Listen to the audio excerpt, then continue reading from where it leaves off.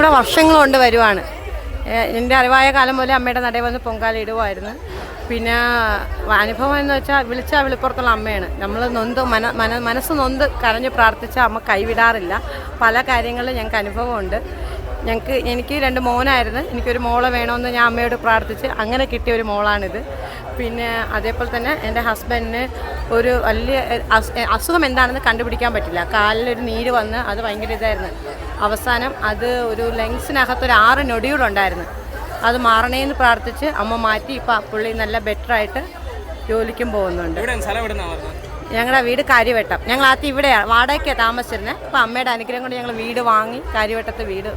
ഞാൻ ഒരു 4 വർഷമായി പറഞ്ഞു. കുഴപ്പമില്ല, നല്ല ഒരു എക്സ്പീരിയൻസ് ആണ്. ഇപ്പം ആറ്റുകാൽ പോകും പോലെ നമ്മളും ഇവിടെ വരണുണ്ട്. ഇപ്പം ഇടയിൽ വർഷങ്ങൾക്ക് മുന്നെയാണ് ഒരിക്കൽ വന്നത്. ഇപ്പോൾ തുടരെ കഴിഞ്ഞ വർഷം വരാൻ പറ്റിയില്ല. അതിന് മുന്നേ 2 വർഷവും അങ്ങനെ മൊത്തം ഒരു 4 വർഷം കൊണ്ട് വരണം. പിന്നെ പ്രത്യേകിച്ച് മനസ്സിലൊന്നും വിചാരിച്ചിട്ടതല്ല. കുഴപ്പമില്ല, എനിക്ക് ഭയങ്കര ആഗ്രഹമാണ് ഇവിടെ വരാൻ. ആറ്റുകാൽ പോകും പോലെ ഇപ്പോൾ ഇവിടെ കരിക്കകത്ത് ചാമുണ്ഡി ക്ഷേത്രത്തിലും വരാനും ഇഷ്ടമാണ്. അതുകൊണ്ട് വരാൻ സാധിച്ചു. ഇനി എല്ലാവരും വർഷങ്ങളിലും വരാൻ ദേവി അനുഗ്രഹിക്കട്ടെ എന്നാണ് വന്ന് ഇന്ന് രാവിലെ നമ്മൾ തൊഴാൻ പറ്റി.